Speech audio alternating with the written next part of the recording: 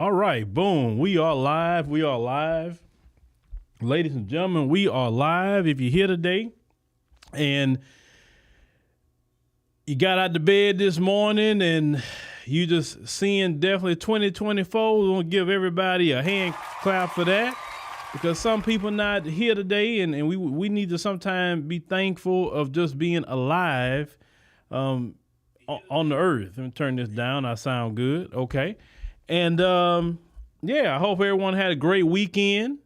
And, we'll be talking about our topic today. We have our time to do that because, we're going to be working on our podcast. So we'll be doing that a little later.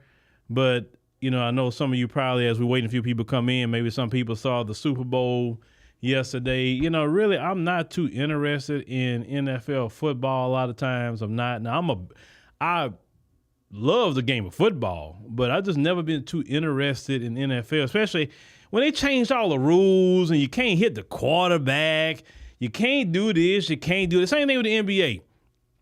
When you can't, it's the playoffs and you can't foul no more, you can't do nothing. I mean, the game they made the game extremely soft, right? Real soft. And that's why I kind of stopped watching even NBA too. And then, the competition level with the NBA, let's say in the 80s, 90s NBA versus you look at NBA today, or you look at 80s, 90s NFL, maybe early 2000s NFL versus today, that's why I'm kind of over it. You know what I'm saying? Because some of these quarterbacks you see today, do you really think Patrick Mahomes would actually last in that era, during the era of Lawrence Taylor? When Lawrence Taylor was hitting quarterbacks, man, Tom Brady wouldn't have made it that long. You know what I'm saying? When they used to really hit them quarterbacks or them wide receivers would come across that middle, they'll let them catch it just so they can lay them out. That's the days that I used to watch NFL just hitting somebody, knocking somebody's helmet off or somebody just like Earl Campbell style running over people. You don't really see that no more. Everybody just... It's too doggone soft, man. It's way too soft. That's why I just I can't fool with it, But I'll watch it, So I sit there and watch it and all of that, I saw the performance and everything with Usher. It was okay, I say it was okay. I did say that. I see a lot of people having conversation about that was in that performance, and I'm seeing a generational divide based on this. So I kind of made a short video on my Phillip Scott Show channel where I discuss more of those relationship type topics. And I said that as a married man, I personally didn't like what Usher did. And some people say, oh, well, her husband ain't got a problem with it. They rehearsed that, this, that, and the third. This is the thing. Whether you're a man or a woman, when you are married, there's certain things you don't do. You know what I'm saying? If you're a married man and that's a single woman, let's reverse it. You don't let a single woman, be up on you like that, touch you like that, whatever. That's something that your wife is supposed to be doing, right? Just as much as the other way. And I'm going to say this. I don't know why I see it coming with Usher, but Usher better slow his roll because not too many dudes ain't going to put up with you doing that. You know what I'm saying? It's I don't know what he gets off on trying to, to me, you're trying to punk somebody in a way, and too many dudes ain't going to let you punk them like that. Now when it comes to their women, man, dudes will seriously hurt you and put you in the ground, bro, behind their woman. That's, it's just certain lines you don't cross, and your celebrity not going to protect you when some dude want to pull up on you.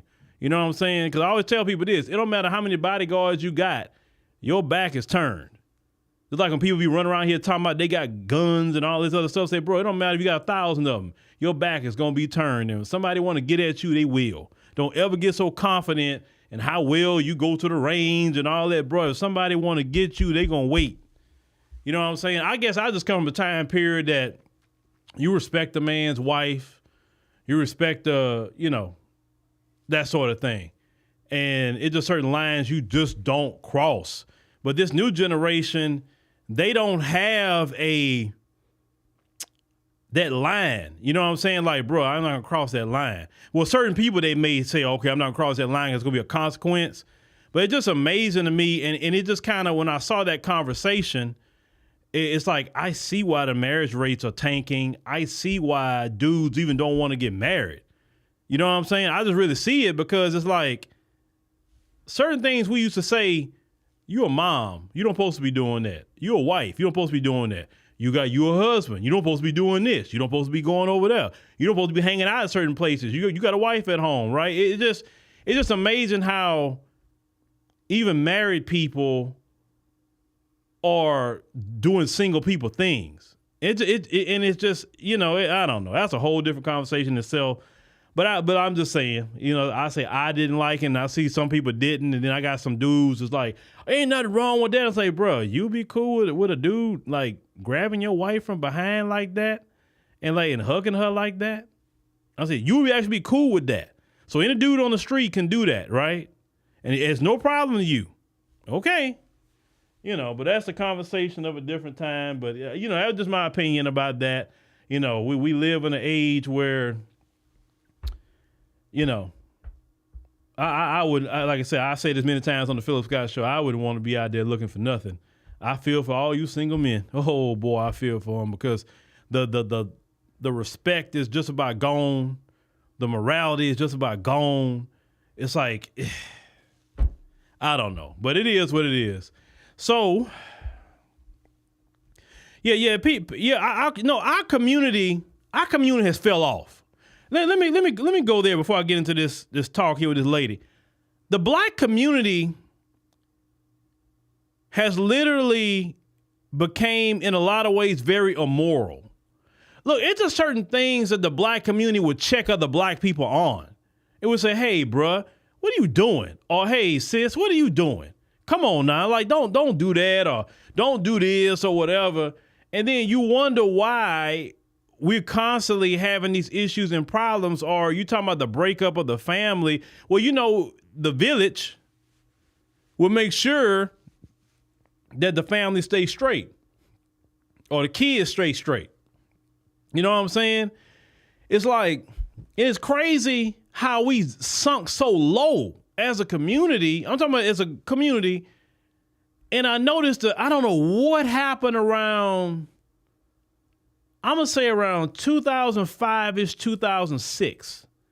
That's when I kind of noticed the spiral going down with our, you know, ability to have that village, our ability to check each other.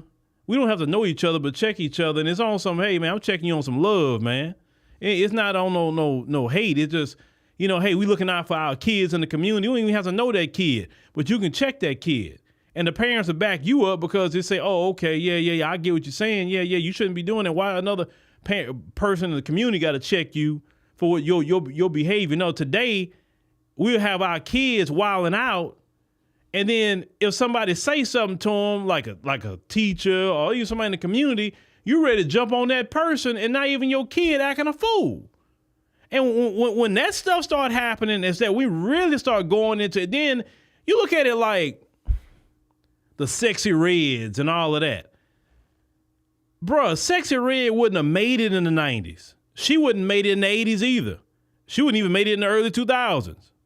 I'm going to say all the way up in the 2010s, all the way up to 2010, she wouldn't have made it. Because people wouldn't even listen to that. You know what I'm saying? It's not about her music. It's just that image. Like, you know what I'm saying? At one point in time, and I was talking to my daughter about this yesterday, actually. We were having this conversation.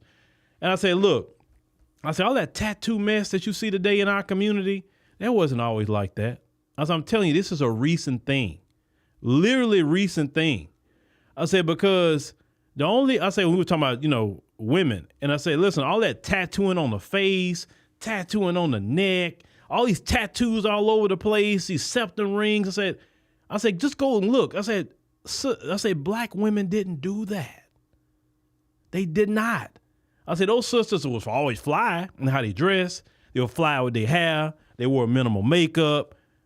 They wasn't out here like, and I'm gonna do a whole video on the Phillip Scott show about this one post about this woman got mad because this brother, I think he was an accountant or something like that. He took her out on a date, and he just went ahead and dropped her home, right? And she was upset that he didn't want to come in and lay down with her. Listen, at one point in time in our community, we view that as despicable. Like, you want to lay down with a dude the first day you met him?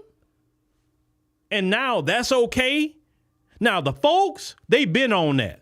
But we used to be like, oh, that's them folks. That's what they do. That's not what we do. Oh, them kind of crimes? Oh, we know who did that without even knowing who did it. Say, oh, them folks did that because we don't even commit these kind of crimes.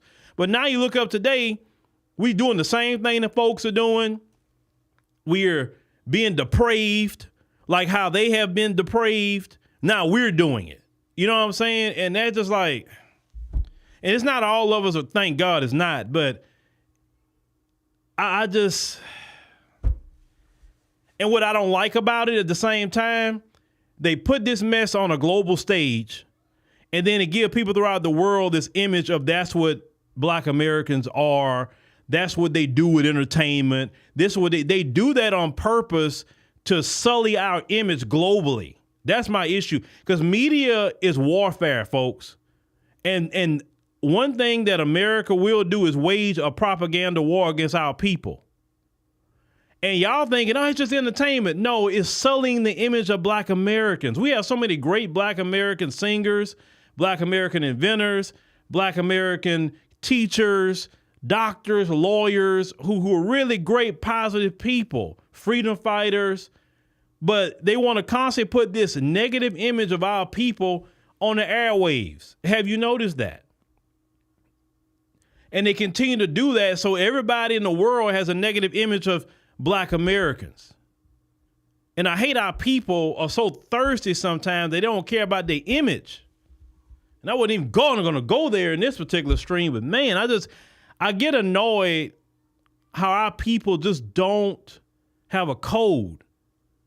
It's like the Undisputed thing with Shannon Sharp and Skip Bayless. Let's say if that was the Jewish community. If Shannon Sharp was a Jewish man and Skip Bayless said something that was offensive to Jewish people, Skip Bayless could have not got another Jewish guy to go on that show because the Jewish community is on code about their, you know what I'm saying? They don't care how much money they're making with you. They will cut that money off because you disrespected the Jewish community. But not us. Shannon Sharp was thoroughly disrespected in a racial manner. That was completely racial. You have grown Black men go right on that program with a man that disrespected a fellow Black man. Like, where is our freaking code as a people? That we say, hey, if you treated that Black man that way, I don't want nothing to do with you, bro. You done. We don't blackball anybody, but we'll blackball each other. Or we quick to blackball each other. But when it comes to them folks or anybody non-Black, well, he may have had a bad day. He this, she's that, or whatever. That's what sickens me. And sometimes I just have to just step away from things because I can become literally unhinged on this microphone with things like that. I hate to see that. Glad Shannon Sharp is doing better now. Thank God for him doing better. I want every brother to do better, every sister to do better, but we got to get a doggone code. Case in point, code, we're talking about our particular stream tonight. An older Black woman saying we're not getting reparations that you see on the screen. Now, that's off code. See, other groups, if they're going to get some resources, everybody's on code with it. Nobody's saying, I don't think we should get that, or we're not getting it, or whatever. Everybody's on code. And listen, sometime, folks, listen to me. Sometime we talk ourselves out of what's ours as a community. We talk ourselves out of it. Notice when we on code or something, we get something done, or we get what we talking about. You notice that? Do you notice it? Every time Black folks are trying to do something good, you always can find some Black person or a group of Black people, let me say that, a group of them, that will be countering what something that's going to benefit the group. I can understand if it wasn't going to benefit the group. Reparations would benefit the group. It would have a domino effect. If we get reparations in America, that means the Caribbean will be able to get the reparations that they deserve.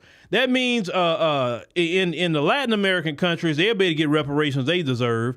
The African countries also will be able to get some reparations for colonization. It'll be a domino effect. I know it would be.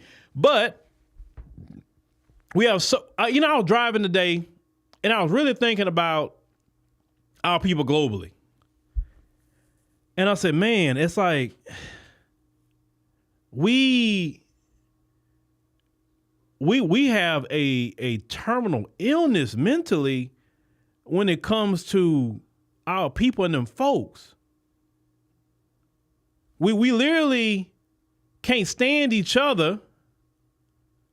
But when them folks show up, it don't matter what them folks do to us. It don't matter if they chopped us up, they put us on a tree, sold our body parts. It don't matter if they colonized you. It don't matter if they beat you. It don't matter if they stole from you. They still stealing from you now. And you're still giving them chances. You're forgiving them. You're smiling when they show up to your country. You're dancing. You're cutting a jig with them. You're happy if they put on your clothes and dance with you in the African continent. But let a black American or somebody from the diaspora come do it, and some people talking about it are like, hey, that's our culture. But when the folks show up, none of that culture talk is going. It's so much, y'all. It's so much. Lord, it's so much. I'm telling you, it just annoys me. I get really annoyed, and I'm thinking like, it's not that difficult to really do a whole lot. I mean, trust me, some of y'all make things so complicated.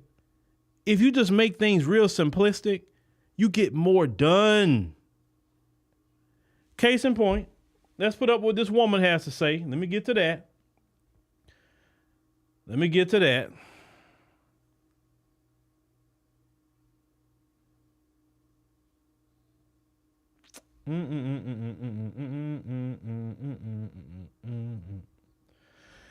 Let's hear what this lady got to say.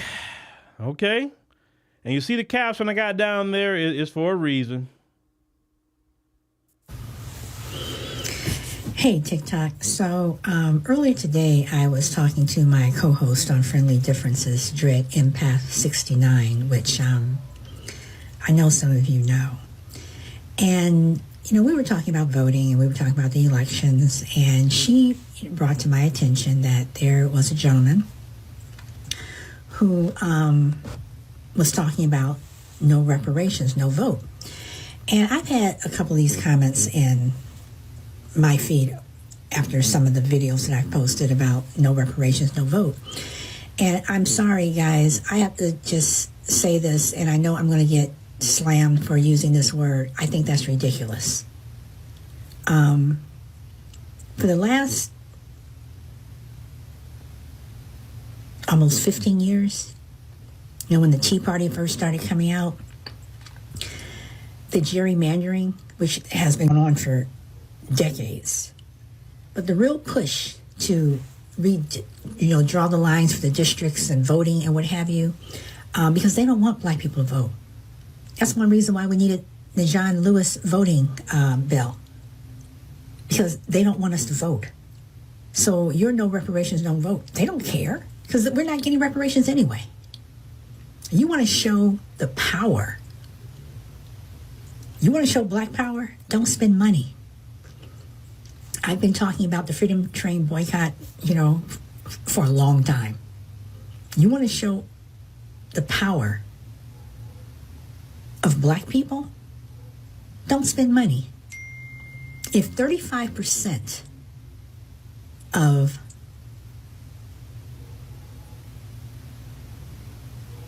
black people did not spend money for 1 month, it would cripple the U.S. economy. Okay. All right. Now, of course, you heard what she said. She's hella wrong and then partly right. But even the partly right part, I'm going to have to really break down the partly right. Now, where she's wrong at, what you don't understand, ma'am, is that black people have a special position politically when it comes to voting. There's 47 million black people in this country. 34 million or so are registered to vote, okay, in this country. It's been proven black Americans vote in a block. No other community votes in a block but black America, which makes black America literally the swing vote that can determine elections. If black America votes for you, you win. If black America sits it out, whoever they didn't vote for, they win. Understand? So there's times that you can use your vote to get people that you want in office, or there are times that you can weaponize your vote by not giving it to somebody, or you can weaponize your vote by voting a protest vote and voting the other side to teach this side a lesson. You understand? So when people say no reparations, no vote, what they're saying is, look, we're watching the Democrats give billions of dollars to everybody all over the world. People in this country are getting all kind of money set aside. Migrants are getting money and free money, free rent, $1,000 a month, cars for food and whatever else they want to do. Migrants are out here attacking cops and walking out of jail, not getting beat up by the cops, not getting 17 bullets in the back. How many times have I covered stories where black people are running away from the cops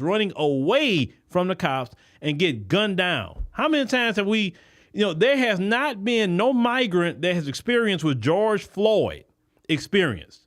Not a one. Not a one. There's no migrant that has been beaten down like Rodney King when they committing crimes. In New York, they talking about they out here stealing. Black folks have lost their life for stealing.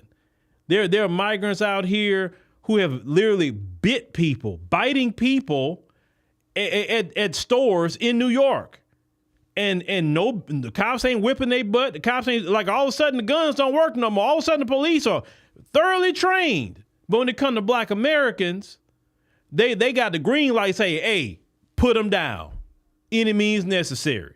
We clearly see that with the migrants and us. Well, it's been that way with the folks, of course, but even the migrants have came in underneath the white banner, because they are coming in underneath the white banner. And what I mean by that is you don't touch them, you give them all the resources, that sort of thing. But us, we're treated any kind of way. And it's not like, listen, they talk about a sanctuary city. There is no city in America that's a sanctuary for the black man and woman of America. Not a one. So we supposed to go out and go vote for a party. And even on that crap, that's what, at times I have to woosah sometimes. I have to say, okay, think about how we were raised, Phillip. Think about, they say, okay, you're doing this to reach the lost, right? Phillip, think about, even the Lord said not all going to be saved. So it's okay. If some people go to the abyss, some people you can't save, it's okay. It's not on you. You just put the seed and let the seed germinate and grow. Think about the people who have came to you and say, hey, I seen the truth after what you said, even though I didn't like what you said or how you said it, but you was right in the end. And when I get that kind of response, it makes it worth it. Because there are times I'm like, why? Why I ain't talking about this stuff? Because we have so many of our people, once again, are just lost in the sauce. They're lost. It don't matter what you show them, they're going to go talk about Democrat. No matter what it is, you can't tell them nothing. You can show them facts. You can show them figures. You can show them what's happening to us. Supposedly our Democrat friends don't stop gentrification of our neighborhoods, but we vote Democrat, okay? Our Democrat friends don't stop police brutality, but we vote Democrat. Our Democrat friends don't stop mass incarceration. Matter of fact, our Democrat friends put bills up and author mass incarceration. Joe Biden, you know what I'm saying? Bill Clinton signing it. Our Congressional Black Caucus backed up the 94 crime bill. So we can't even just put it on the white Democrat, because you have a whole Congressional Black Caucus that says nothing about anything. They go along with it. When you all talk about the Asian hate crime bill, every Congressional Black Caucus member voted for it. They could have stood up at that time and said, hey, wait a minute, hold on. According to FBI data, Black Americans are the #1 victim of hate crimes from this year all the way back. So we're going to put a bill up like that. Black Americans got to be on that bill. You better be Black and Asians. It better be that. See, every time it's something for Black people, Black and brown, Black and LGBT, Black and Native American, Black and women, which means white women, Black and everybody else. But when it comes to these other groups, it's just them. It's for LGBT, it's for brown, it's for Asians. And our Congressional Black Caucus don't stand up in the union and say, hey, wait a minute. You gonna put Black Americans on here. Listen, okay, if we all not voting for it, we're gonna say no. Even if it passed, you're not gonna get our votes from it. And we gonna go on a campaign traveling America, telling them how all these racist bills you putting up against Black people. If we really had a Congressional Black Caucus, we would have that. But how can we, think about it, how can Black America progress when we're being sabotaged from within? See, Hispanics aren't being sabotaged by their politicians, whites, Asians, all these other groups. They're not being sabotaged. We're the only group that's being sabotaged from within by people within our own community, like the Haitians, right? The Haitians understood in 1804, we got to get at all these sellouts first before we even go at the French. And that's what they did. They went after the sellouts first and got them out the way. Then once they was out the way, they went at the French. And that's our problem. We always talking about the folks, but we're not talking about all these people. And the people we do talk about is the people that's not really affecting you in the long run. You know, you're talking about Candace Owens. Candace Owens, to me, just run off at her mouth. Who's more dangerous, Maxine Waters and Clyburn or Candace Owens? I would say Clyburn and Maxine Waters is more dangerous than Candace Owens could ever be. Oh, she talked about George Floyd. Okay, she did, and that was foul. But who sat up there and voted for the Asian hate crime bill and didn't put us on it? Clyburn, Maxine Waters, name them all. Sheila Jackson Lee, name them all. They're more dangerous. They're sitting up there knowing what these people about to pass. They don't come tell us nothing. They keep quiet and they get their checks. Other groups don't have that problem. And we want to get mad as a community while other groups are passing us up. Even the immigrants, even the Black ones, the Black immigrants, they come in here, they on cold with each other. And they're not out here trying to undercut each other. At least here they're not. Now their homeland is totally different. But they come over here on cold with each other. Look at what Ilhan Omar said that time. I'm Somali first. That's what she said. She ain't talking about no Black. She said, I'm Somali. I'm looking out for Somali, then I'm Muslim. She ain't mentioned nothing about Black. She on cold with her people. I'm not mad at Ilhan Omar for being on cold with her people. But our people, we not on cold. When have you ever seen a Black Democrat who's FBA say, I'm Black first? When have you ever heard them say it? They're not going to say it. They're a Democrat first. And whatever the Democrat agenda is, which is selling us out and taking resources from us, they're going to vote on it and they're cool with it. Now, get to this woman. Sure, we can be mad at her, but the majority of the Congressional Black Caucus say the same thing she said. Matter of fact, do you remember when Clyburn said, look, when he got approached by reparations, say, look, y'all not getting it. He said the exact same thing this woman said. He said that. And he's a top-ranking Democrat. And yet people in South Carolina will go out and still put Clyburn in there. Look at the Muslim community in Michigan. They all got on code and came out with a campaign say abandon Biden because they upset what's happening in Palestine. And they say, nah, we're not voting for you because look at what you're doing to our people in Palestine, other Muslims.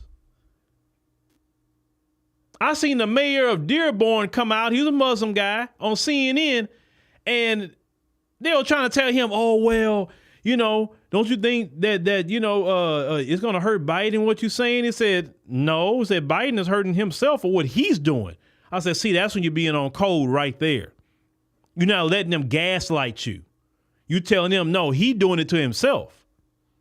He said he want our vote. He needs to stop what they doing over there to our Muslim community over there if he want our vote. I said, that's being on code.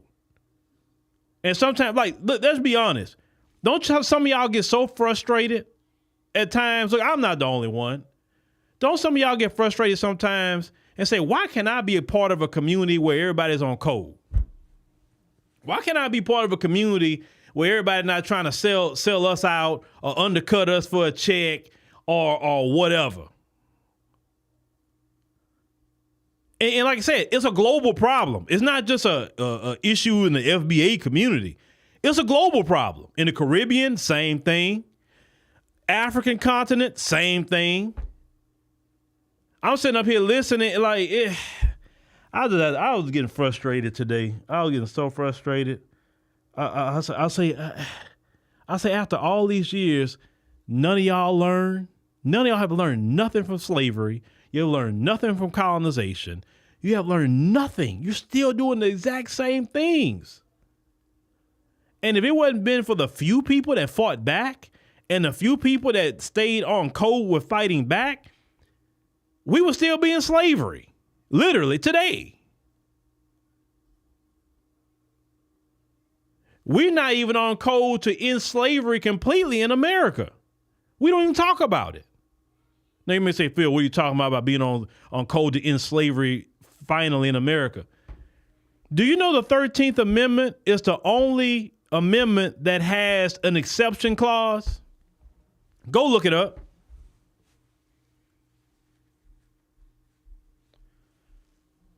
The 13th Amendment is the only amendment that has an exception clause. None of our leaders have talked about this. I'm talking about all our leaders. You can talk about it from Minister Farrakhan. I'm talking about, not to say he didn't mention it, but I'm saying like really when Jesse Jackson had the mic, Khalid Muhammad had the mic, Dr. King, I'm not saying they didn't talk about it, but I'm saying it was no movement to remove the exception clause out of the 13th Amendment.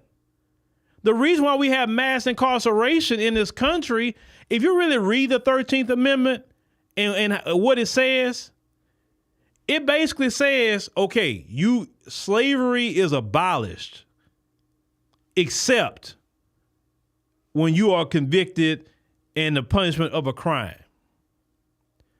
This country has never ended slavery. If you think about it, who's the people that's targeted for slavery in this country? The migrants not being targeted. Definitely white folks not being targeted. Asians or nobody else is being targeted. Look, y'all, you got people that have whole cartels. Black folks don't even have a cartel and operating cartels in this country. Law enforcement know what they doing. Oh, they know. Don't you think they don't know? Oh, they know. How many of y'all, you look at some of these, you talking about human trafficking, they'll get the pimp on the corner for human trafficking, but you got all these illicit massage parlors that's considered human trafficking on every corner in certain cities. So you go lock up the local black pimp and put the human trafficking charges on him. But these jokers, they'll shut down one of them massage parlors, and you know good and well what's going on in there. Shut it down, and a month or two later, another one will pop right up in the same place. And they so cold with it because I was like, well, how are they doing this? I want to watch some law enforcement stuff. So law enforcement say they got attorneys on payroll, so if they raid them, they tell them, don't say nothing. Now, you watch the first 48 Negroes in there like, I didn't do anything. Man, they don't say nothing. They say, I need my lawyer. Well, we got you on tape. I need my lawyer. I don't really speak much English. I need my lawyer. And the lawyer come up there and notice it's not mass incarceration of them people. How is it that you got all that human trafficking going on with a lot of these people in the Asian community and there's not no mass incarceration of them? Think about it. If black folks or Africans or Caribbeans was building these massage parlors and you bringing women from the African continent, telling them they got to live in there, these African women, and they got to do something strange for some change in here, how long you think black folk will be doing that? How long? I have a partner that knew this Asian female, black brother. The female told him, "Hey, you know, you want to invest in one of them, you know, I like say, hey, look, you give me like about, 10 bands, and you can, just be investment, and you can make, some money." And say, "Hey, look, dude, you can make about it make about $1 million a month in this particular location. So, you get money every month. You just help invest in this new one." And I say, "She told you $1 million a month?" He said, "Yeah, bro." And they so cold with it. The real people that own the stuff, they don't even be there. They got the mama son or whatever running the spot. Like it's all a complete operation. Yeah, they may raid them, they may shut them down. They never catch the head honcho. They never catch them. They may have some other people that get caught up. They don't stay in jail long. They right back out. But black folk, if we jaywalk, we getting beat up a shot. But you got folks in here running whole human trafficking rings. But yet, our Congressional Black Caucus don't talk about how we're over-policed. They don't talk about all the other crimes from these other groups. Like these other groups we talking about, oh, we don't commit crimes like you black people. You doggone right. You got syndicates. We ain't got syndicates like that. You want to talk about the local gangs? Man, they ain't nothing compared to the syndicates y'all have. Y'all running guns in here. Y'all running drugs in here. You know what I'm saying? Y'all shipping all that mess through container ships coming from China and all that other stuff. It's not just because, when they talk about drugs, they just only talking about the Mexican drug cartels. But you ain't talking about the cartels or syndicates that's coming out of China that's shipping all this stuff through the ports. We don't got no operation like that as black people, but yet we the most incarcerated. It's all by design. But yet our politicians don't talk about the reparations that we need for all that too.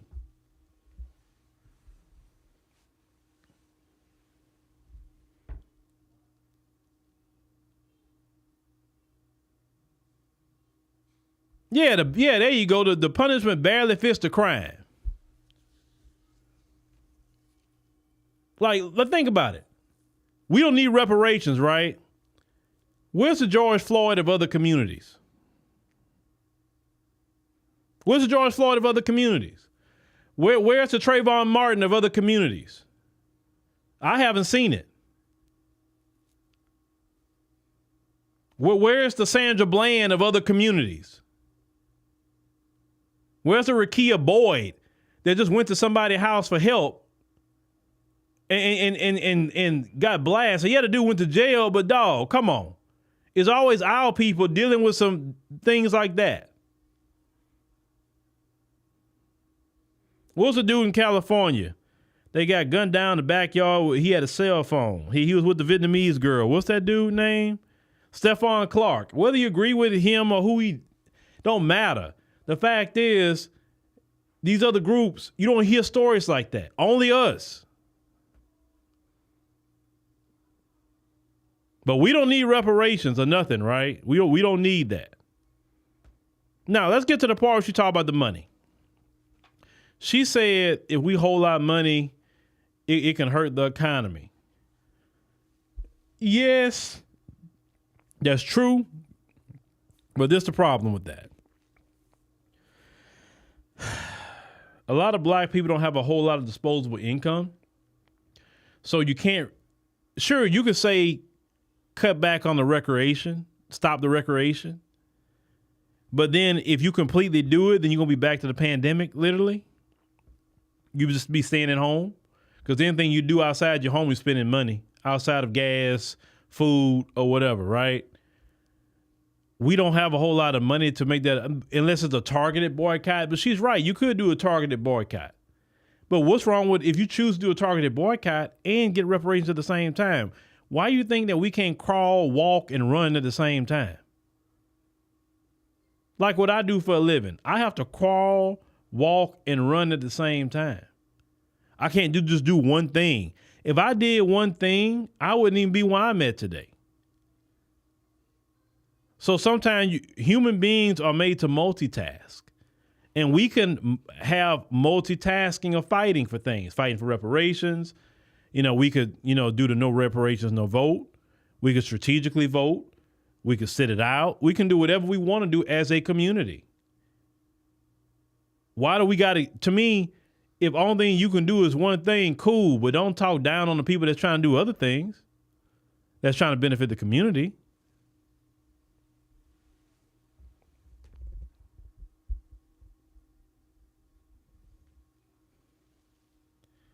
You mentioned Hispanics. Well, this is the thing about anybody who immigrate here. Now, you mentioned Hispanics.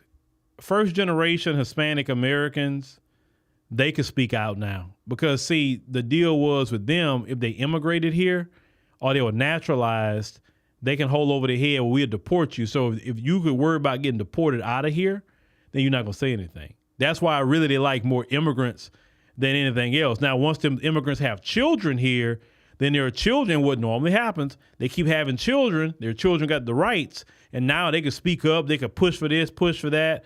So if they have a big influx of immigrants, they hold it over their head. Hey, you open your mouth, Pedro, we're going to send you back where you come from. So keep your mouth shut. Don't you speak up about no rights.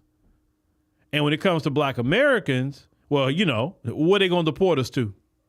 That's the thing. It's no country that they can deport us to, not a one. So they got to deal with us. Any African immigrant coming here, Caribbean immigrant, they can deport them back where they come from. But us, they can't. That's why they don't like about us. Trust me, if they had a way to get rid of us, they would. It's like with black Americans, they can't stand our behind, but yet they need us at the same time. It's a weird dynamic. And they're trying to replace us.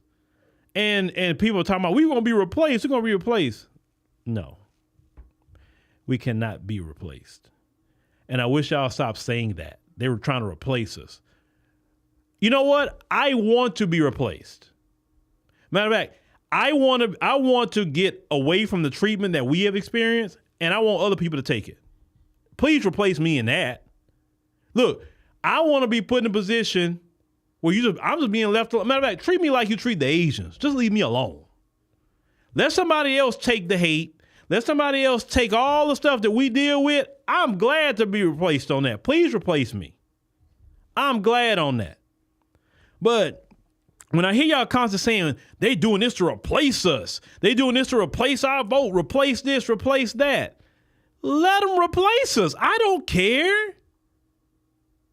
What are they really replacing at this point? What position that we have, like as a community, that we just want to hold it so dear? I'm not talking about our culture and our people. No, I'm talking about what position in this country that you're trying to hold dear that you're worried about somebody, quote unquote, replacing you. Think about it. What are we being replaced with? Like what?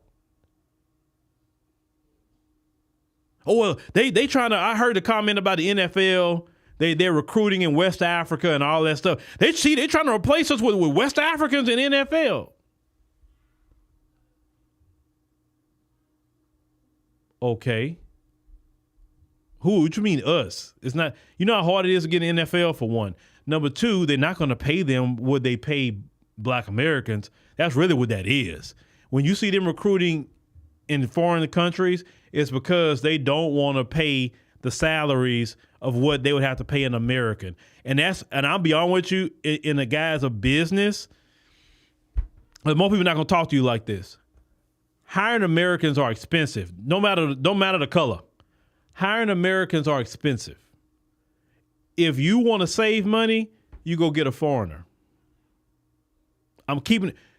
You can, sometimes for hiring one American, you can hire 3 of them.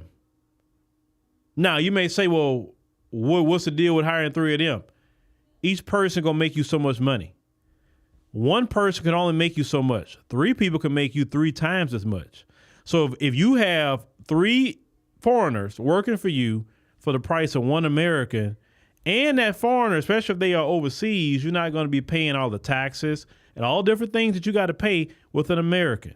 You're not going to be paying unemployment. You're not going to be paying all these different things. You have to understand this country started off with free labor. Okay? This country never has paid a right wage for anybody. So do you think they will get in the habit of it now? So this is why you see this big influx of migrants. Corporate America is all behind that. I keep telling people that. And these politicians are here to do, whether they Democrat or Republican, to make sure it happens for them because they get a check. Democrats or Republicans, don't matter. They bring the migrants in and they'll pay the migrants the minimum wage, and the migrants will be happy. They'll be happy with it. The migrants don't even have to have health care. They don't care. And at the same time, the government will give them free health care. They won't give you free health care. They won't give it to me, but they give it to them. Migrants are driving, got cars now, no license. The migrants are getting all this stuff from the government that you and I could never get.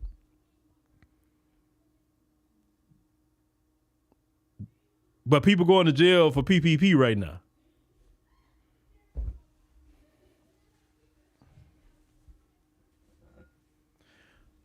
Free labor. Free labor is what it is, folks. Well, it's not free. Like I had my barber put me on to something. So he had told me about this website, and I went into it just to see what it was about. You can go hire people to do cold calling, virtual assistant, and everything out of the Philippines. Listen what I'm about to tell you. And you know how much the people want an hour in the Philippines? We talking about to the USD. They start off wanting $2 an hour. If you want somebody really educated, maybe $7 an hour. How American citizens are really going to compete with things like that? And AI. AI is eliminating a lot of jobs too. So when you talk about being replaced, AI has start replaced everybody. AI is about to cut out a lot of jobs. That y'all get ready. You better have something that you can do that AI can't do. Just telling you. So we as a community, we better get on our square and stop fighting little things that don't matter and worry about fixing us. I don't care what they can listen. When I hear that talk about we being replaced, ain't nobody can replace me. Like I have value. Like no migrant can replace me. Nobody from no other country can replace me in how I do things. I guess if you working for them folks, yes, you're right. They gonna replace you. You're 100% right. But even the folks are losing their jobs. Even the folks.